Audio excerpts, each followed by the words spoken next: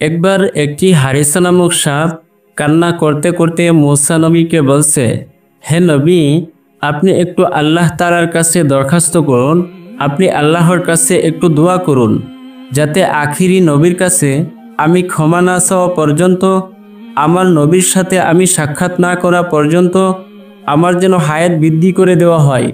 তখন হযরত মূসা আলাইহিস সালাম আল্লাহ তাআলার কাছে কান্নাকাটি করে বলছে, হে আল্লাহ, আখিরি নবী তো আসবে সবার শেষে, সে আসতে তো এখনো অনেক দেরি, আমার হারেসা সাপ এ অবস্থায় কিভাবে থাকবে? হে আল্লাহ, তুমি তার হায়াত বৃদ্ধি করে দাও। তখন আল্লাহ তাআলা এক গায়েবী আওয়াজের মাধ্যমে মূসা নবীকে জানিয়ে দিলেন, হে মূসা, আমি তোমার দোয়া কবুল করে নিলাম। অতঃপর সাপটির হায়াত বৃদ্ধি পেল। সাপটি অপেক্ষা করল নবী করিম সাল্লাল্লাহু আলাইহি সাল্লাম কবে এই পৃথিবীতে আসবেন। এক পর্যায়ে শত শত বছর পরে সাপটির এই অপেক্ষার প্রহর শেষ হলো। তখন এই সাপটি বুকের উপর ভর করে মক্কার দিকে রওনা হলেন প্রিয় নবীর কাছে মাফ চাওয়ার জন্য। আর এই সাপটি 6 মাস পর্যন্ত এভাবে চলতে চলতে আবু জাহেলের বাড়ির সামনে গিয়ে ক্লান্ত অবস্থায় দাঁড়িয়ে গেলেন। ক্লান্ত হওয়ার কারণে আবু জাহেলের বাড়ির সামনে সাপটি ঘুমিয়ে পড়ে। সকালবেলা সেই বেঈমান আবু জাহেল ঘর থেকে বেরিয়ে যখন তার বাড়ির সামনে সাপটিকে দেখল, তখন একটি লাঠি নিয়ে সাপটির গায়ে আঘাত করা শুরু করলো। তখন সাপটি কান্না করে বলছে, হে আবু জাহেল, তুমি আমাকে মারিও না, আমি সাপ নই, আমি একজন মানুষ। সাপের মুখে মানুষের মতো কথা শুনে আবু জাহেল অত্যন্ত অবাক হয়ে গেল। তারপর সে চিৎকার করে সবাইকে বলতে লাগলো, হে আমার বিবি, ওরে আমার সৈন্যরা, তোমরা তাড়াতাড়ি আসো, এমন ঘটনা আমি আমার জীবনেও দেখি নাই। তখন সবাই সেখানে এসে উপস্থিত হলো এবং আবু জাহেল তাদেরকে বলল, আমি সকালবেলায় এই সাপটিকে আমার বাড়ির সামনে দেখলাম, আর আমি যখন আঘাত করলাম, এই সাপ দেখো মানুষের মতো কথা বলে। বেঈমান আবু জাহেল তখন সাপটির গায়ে আঘাত করা শুরু করলো। তখন সাপ আবার কান্না করতে করতে বলতে লাগলো, হে আবু জাহেল, তুই আমাকে আর মারিস না, আমাকে একবারের জন্য নবী করিম সাল্লাল্লাহু আলাইহি সাল্লামের সাথে দেখা করতে দে, একবার নবীর কাছে আমাকে যেতে দে, আমাকে মাফ চাওয়ার জন্য নবীর কাছে যেতে হবে। একবার যদি আমার নবী আমাকে মাফ করে দেয়, তারপরে তোর যত মন চায় আমাকে তত মারিস, আমি তোরে বাধা দেব না, আমার জীবনটা নষ্ট করিস না রে, একটু আমাকে যেতে দে। তখন আবু জাহেল সৈন্যদেরকে বলে, এই সাপের গলায় তাড়াতাড়ি শিকল পরিয়ে দাও। অতঃপর সাপের গলায় শিকল পরিয়ে দেওয়া হলো, তাকে খুঁটির সাথে বেঁধে রাখা হলো এবং তার গায়ে আঘাত করা শুরু করলো। এইবার হারেসা কান্না করতে করতে আবারও বলতে লাগলেন, আমাকে যত মারার তুই মার, একবার তুই আমাকে মুহাম্মদের কাছে যেতে দে। তখন আবু জাহিল বলে, হে বিবি, এই সাপের মুখ দিয়ে মুহাম্মদের নাম আসছে, মনে হচ্ছে এই সাপটি মুহাম্মদের জন্য পাগল, এই সাপটিকে তো ছাড়া যাবে না। এইভাবে সাপটিকে বেঁধে রেখে সারাদিন তার গায়ে আঘাত করা হলো। তখন সাপটি আবারও কান্না করে বলে, ও আবু জাহেল, তুই বুঝলি না রে, আমি যদি আখিরি নবীর কাছে যেতে না পারি, তাহলে তো আমার জীবন ধন্য হবে না, আমি তো মাফ পাবো না, তার জান্নাতে যেতে পারবো না, আমাকে জাহান্নামে চলে যেতে হবে। তুই আমাকে একবারের জন্য হলেও মুহাম্মদ সাল্লাল্লাহু আলাইহি সাল্লামের কাছে যেতে দে, যদি আমার নবী আমাকে মাফ করে দেয়, তারপর তোর যত খুশি আমাকে ততই মারিস।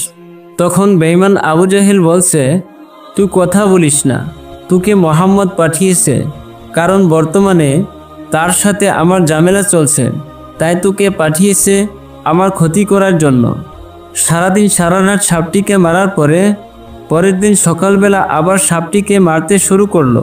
তখন সাপটি বলতে লাগলো, হে আবু জাহেল, তুমি আমাকে কেন মারছো সেটা আমি বুঝতে পারছি, আখিরি নবীর সাথে বেয়াদবি করার কারণে আজ আমার এই শাস্তি হচ্ছে। ও আবু জাহেল, তোকে আমি কথা দিলাম, তোর যত মারতে মন চায় আমাকে মারিস, কিন্তু একটিবারের জন্য হলেও তুই আমাকে আখিরি নবীর সাথে দেখা করার সুযোগ করে দে। হে আবু জাহেল, আমি যদি মুহাম্মদের কাছে গিয়ে মুহাম্মদের পায়ে যদি একটু চুমু দিতে না পারি এবং আমাকে যদি মুহাম্মদ মাফ করে দেয়, তাহলে আলহামদুলিল্লাহ, আর যদি মাফ না করে তাও আমি তোর কাছে ফিরে আসব, আমি তোকে কথা দিলাম। আবু জাহেল নবীর নাম শোনার কারণে আরও অনেক ক্ষেপে গেল, অনেক গরম হয়ে গেল।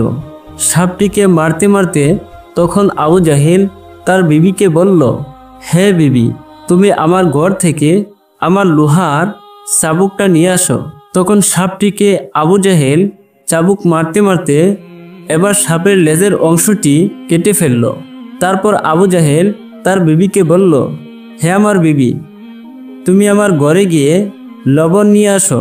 এই সাপটি মোহাম্মদের জাদুর সাপ, এটিকে মেরে ফেলতে হবে। তখন লবণ এনে সাপের গায়ে লাগিয়ে দেওয়ার পরে সাপটি ছটফট করতে লাগলো এবং সাপটি কান্নাজড়িত কণ্ঠে বলতে লাগলো, হে আবু জাহেল, তুমি আমার শরীর থেকে লেজ কেটে ফেলছো, আমার গায়ে লবণ লাগিয়ে দিয়েছো, আমি সহ্য করতে পারছি না। তবুও এই রক্তমাখা শরীর নিয়ে তুমি একবার আমাকে আখির নবীর কাছে যেতে দাও, মোহাম্মদের কাছে যেতে দাও। আমাকে ক্ষমা চাইতে হবে। তার কাছে গিয়ে আমি তোমাকে কথা দিলাম তোমার কাছে আবার ফিরে আসব। আবু জাহেল সাপটির কোনো কথাই শুনল না। তারপর সাপটিকে মাঝখান থেকে টুকরো করে ফেলল। এইভাবে সাপটিকে মাঝখান থেকে যখন কাটা হয় তখন সাপটি আর সহ্য করতে না পেরে মাটিতে মাথা লাগিয়ে দিল। তখন সাপটি কান্না করে আল্লাহকে বলতে লাগলো, হে আল্লাহ, আমি বুঝে গেছি এই বেঈমান আবু জাহেল আমাকে ছাড়বে না। আমি যদি নবীর কাছে না যেতে পারি তাহলে আমার জীবন ধন্য হবে না, আমার জীবনটা নষ্ট হয়ে যাবে। আমাকে আখির নবীর কাছে গিয়ে একটু মাফ চাওয়ার সুযোগ করে দাও, না হলে পরকালে গিয়ে আমি তো জাহান্নামের আগুন সইতে পারবো না।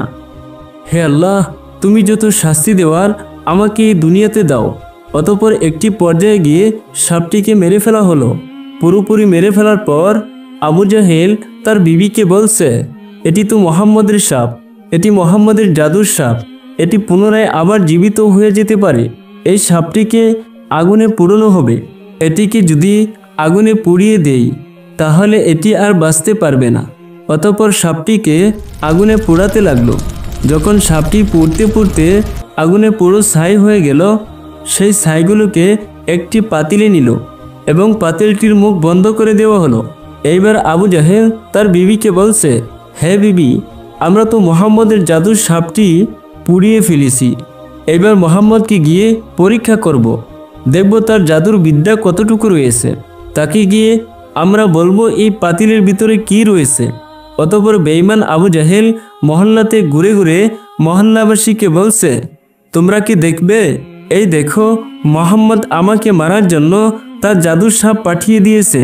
আমি সেটিকে মেরে ফেলেছি, তাকে আমি জ্বালিয়ে দিয়েছি।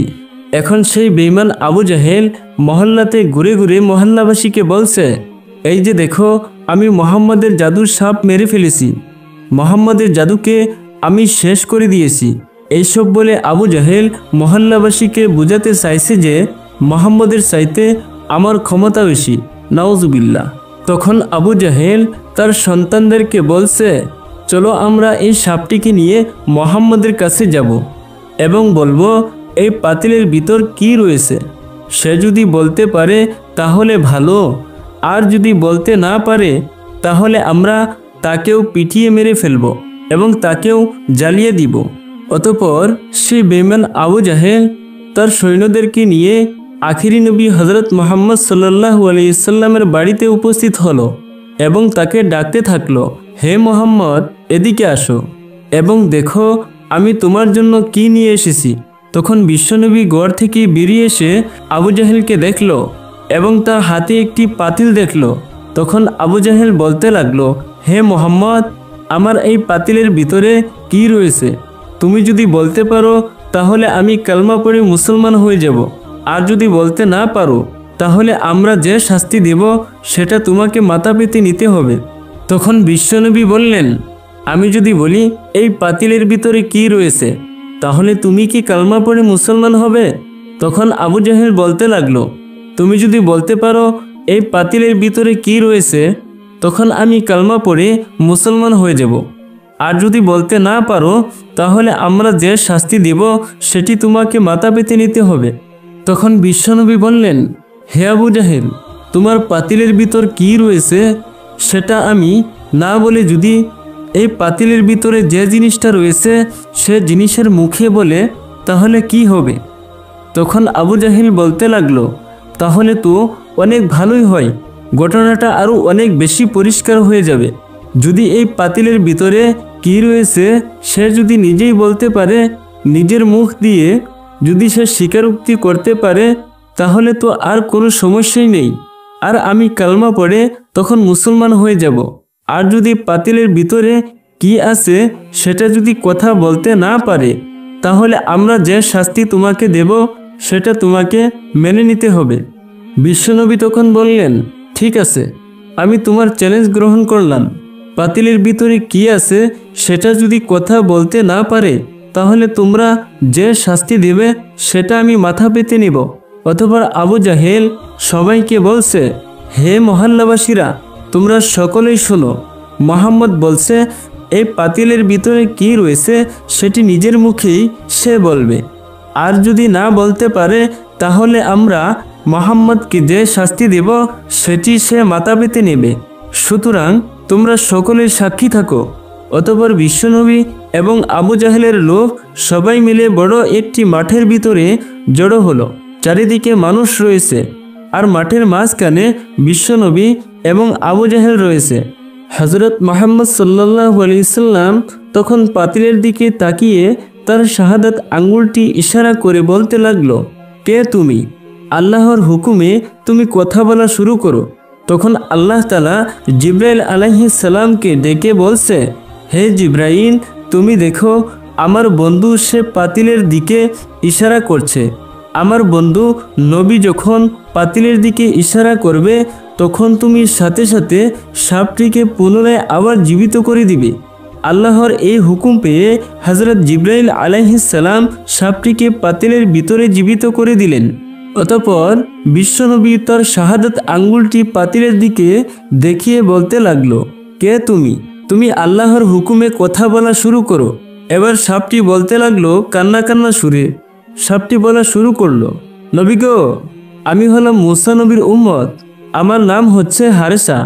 হে নবী, আমি আপনার কাছে আসতে গিয়ে মদিনা থেকে বুকের উপর ভর করে হাঁটতে হাঁটতে 6 মাস পর্যন্ত হাঁটার কারণে অনেক ক্লান্ত হয়ে গিয়েছিলাম। তখন আমি এই বেঈমানের বাড়ির সামনে একটু বিশ্রাম নিচ্ছিলাম, একটু ঘুমিয়ে পড়েছিলাম।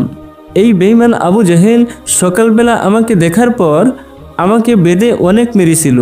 আমি অনেক বুঝিয়েছিলাম আপনার কাছে আসার জন্য যে একটু আমাকে সুযোগ করে দে, কিন্তু এই বেঈমান আমার কোনো কথাই শুনল না। সে আমাকে শিকল দিয়ে বেঁধে দিনরাত আঘাত করছে এবং আমাকে মেরে ফেলছে।